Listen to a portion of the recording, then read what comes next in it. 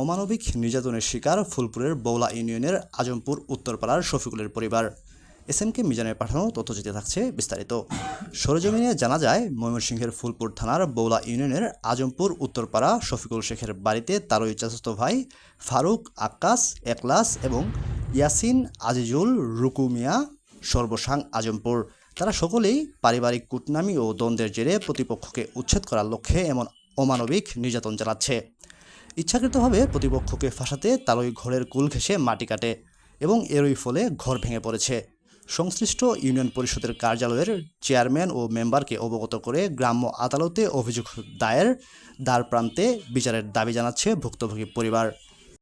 না কোনো কিছু বিচারও দিছি না, আপনারা আনছি, আপনার কাছে বিচার চাই। আমি ইউনিয়ন চেয়ারম্যান আর ইউনিয়ন মেম্বারের কাছে আমি বিচার চাই, মানে এটার আমি বিচার চাই। আর কের কাছে আমি গেছি না, ওয়ান হাজার তো কের কাছে গেছি না, আপনারা আনছি। মানে আপনারা দেখিয়া এটা আমি আপনার কাছে বিচার চাই, এটা আপনারা বিচার করে বলে এই যে গাতাটা যে করছে ভাই, তার আর হচ্ছে 5-6 জমি আছে আমার ওতানি জায়গায়।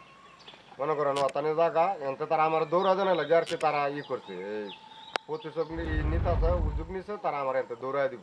তারা 7 জমি আছে, আমি একলা মানুষ, তারা 6টা ভাই, 6-7 ভাই তারা আছে। এই কারণে এই গাতাটা তারা করছে, এনে কোনো গাতাটা করানোর কোনো মানে আয় না।